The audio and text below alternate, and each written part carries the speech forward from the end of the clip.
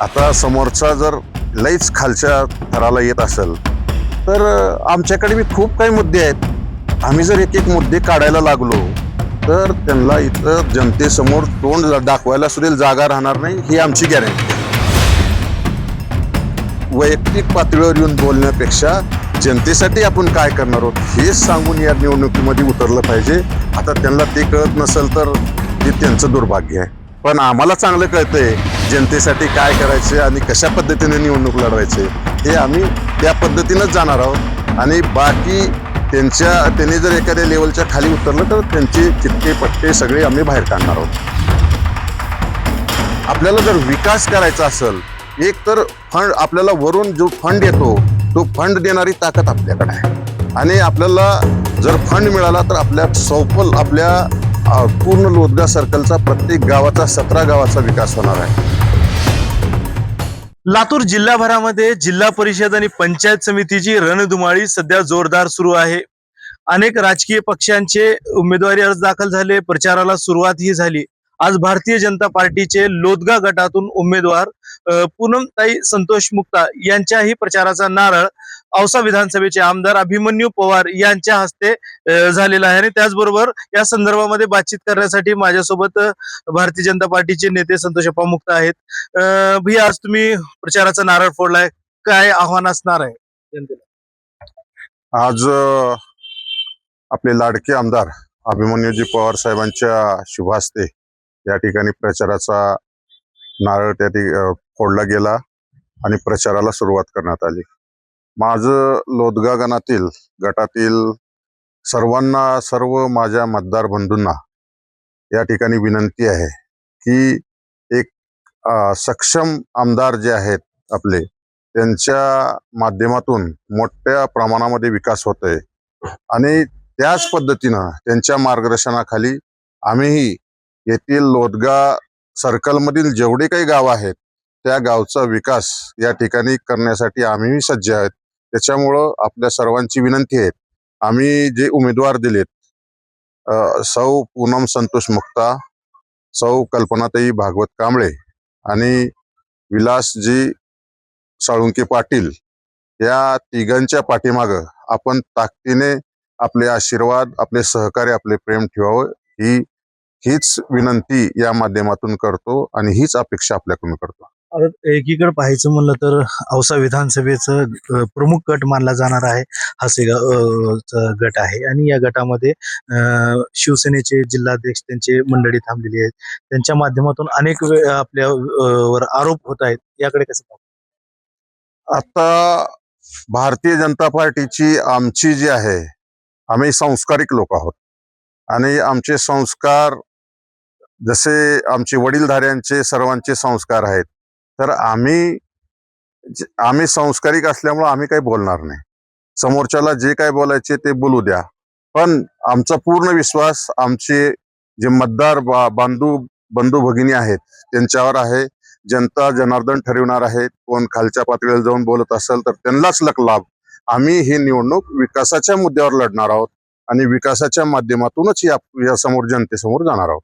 एकीकडे त्यांचा असा पण आरोप आहे की तुम्ही औशामध्ये डबल उमेदवारी अर्ज दाखल केली, ती औशाची निवडणूक लढविलेली, आता ग्रामीण मध्ये तुम्ही निवडणूक लढताय, लोक स्वीकारतील नाहीत असं त्यांचं म्हणणं नाही.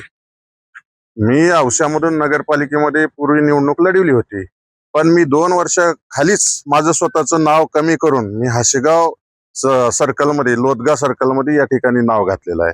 कारण मला 2 वर्षापूर्वीच ठरवलं होतं, मला जे काय करायचे, मी जिथं जन्मलो, ज्या मातीमध्ये जन्मलो, हासेगाव हे माझं जन्मस्थान आहे. ते मग त्यांनी लातूरचे आहेत, त्यांनी कुठं असतात? ते लातूरला असतात. आम्ही हासेगावचे मूळ, माझे चुलते, माझी फॅमिली तुम्ही जर बघितलं तर इथं आहेत सर्वजण. आणि कुठं आम्ही बिहार इकडं तिकडं, कुठं पाकिस्तान बांगलादेशला तर नाही, इथं बाजूलाच आहे. कोण शिक्षणासाठी इकडे जातोय, कोण व्यापारासाठी इकडं तिकडं जात असतं. माझं मूळ गाव जे आहे हासेगाव आहे आणि हासेगाव मध्ये मी जन्मलो. या जन्मभूमीसाठी काहीतरी करण्यासाठी 2 वर्षाखाली मी माझं नाव ट्रान्सफर केलंय आणि तिथलं नाव बदलून घेतलंय. म्हणजे माझं नाव त्या यादीला नाही. माझं वय मी 2 वर्षाखाली इथं हाशेगावला नाव ट्रान्सफर करून घेतलंय, कारण मी पहिलंच ठरविलं होतं जे काय करायचंय मला ते लोदगा सर्कलसाठी इथल्या जनतेसाठी करायचं. आमदार अभिमन्यू पवारांनी आज प्रचाराचा नारळ फोडला आणि फोडल्यानंतर विरोधकांना तंबी स्वरूपामध्ये दिली असं. नाही, आता समोरचा जर लईच खालच्या थराला येत असेल तर आमच्याकडे बी खूप काही मुद्दे आहेत. आम्ही जर एक एक मुद्दे काढायला लागलो तर त्यांना इथं जनतेसमोर तोंड दाखवायला सुद्धा जागा राहणार नाही, ही आमची गॅरंटी आहे. आमचे तोंड उघडायला लावू नये ही या निमित्तानं त्यांना विनंती करतो. जर त्यांनी त्या पद्धतीनं वागले तर आम्ही त्यांचे सगळेच कांड जे त्यांना अपेक्षित नाहीत ते सुद्धा आमच्याकडे सगळे आहेत. पण आम्ही सांस्कृतिक लोक आहोत, संस्कार आहेत आमच्यामध्ये. निवडणूक हे एका विशिष्ट काळापुरती असते आणि ही मैत्रीपूर्ण लढली पाहिजे. ठरवणारी ही जनता जनार्दन आहे. त्याच्यामुळं आपण काय करणार आहोत, आपले काय काम आहेत, आपलं पुढचं विजन काय आहे, पूर्वी काय केलं हे आम्ही सांगणार आहेत. तुम्ही काय करणार आहोत तुम्ही सांगा. जे ठरवणार आहे ते जनता जनार्दन ठरवणार आहे. बाकी कोण काय वैयक्तिक पातळीवर येऊन बोलण्यापेक्षा जनतेसाठी आपण काय करणार आहोत हेच सांगून या निवडणुकीमध्ये उतरलं पाहिजे. आता त्यांना ते कळत नसेल तर ते त्यांचं दुर्भाग्य आहे, पण आम्हाला चांगलं कळतंय जनतेसाठी काय करायचे आणि कशा पद्धतीने निवडणूक लढवायचे. हे आम्ही त्या पद्धतीनंच जाणार आहोत. आणि बाकी त्यांनी जर एखाद्या लेवलच्या खाली उतरलं तर त्यांचे चिट्टे पट्टे सगळे आम्ही बाहेर काढणार आहोत, इथं थांबणार नाही. हे जी पूर्ण निवडणूक आहेत काय विजन असणार आहे गटाचं? लोदगा सर्कल हे आता पूर्वीपासून थोडं आमचं लोदगा सर्कल थोडस मागे राहिलेलं सर्कल आहे. आता ज्यावेळेस आमदार अभिमन्यू पवार साहेब आले तर बराच विकास ह्या लोदगा सर्कलचा झालेला आहे. आता आपण जर पाहिला बघा, आम्ही कोणी मागायला गेलो नव्हतो. लोदगा सर्कलचे लोक 280 कोटीचा महापुरुष मार्ग या ठिकाणी आमदार साहेबांनी दिलेला आहे. सगळ्यात मोठा जो स्टेट हायवे आहे आपलं बसवेश्वर महाराजांच्या पुतळ्यापासून छत्रपती शिवाजी महाराजांच्या पुतळ्यापर्यंतचा, हा कोणी मागायला गेला नव्हता. जास्तीत जास्त आपण काय मागतो, एक खड्डे बुजवून द्या, एक डांबरी रोड द्या 1 किलोमीटरचा. पण त्यांचं विजन बघा, तेवढा मोठा रोड या ठिकाणी केला. पलीकडून आशिव पासून मातोळ्यापासून आशिव जाणारा नंदन पर्यंतचा रोड केला. जवळपास तिथंच 380 कोटी रुपये आणले. म्हणजे त्याने आल्यापासून आपल्या लोदगा सर्कलचा बी असाच विकास होतोय, अनेक रस्ते होत आहेत. पण आम्ही पुढच्या काळामध्ये एक गोष्ट आवर्जून सांगतो की ह्या आपल्या औसा विधानसभेमध्ये सगळ्यात जर चांगला कुठला सर्कल असेल तर ते पाहण्यासारखा सर्कल असेल तर लोदगा सर्कल आहे. हे विजन घेऊन आम्ही उतरलो. या ठिकाणच्या ज्या सुविधा, रस्ते असेल, नाले असेल, लाईटची व्यवस्था असेल, पाण्याची व्यवस्था असेल, हे तर आम्ही करणारच आहोत.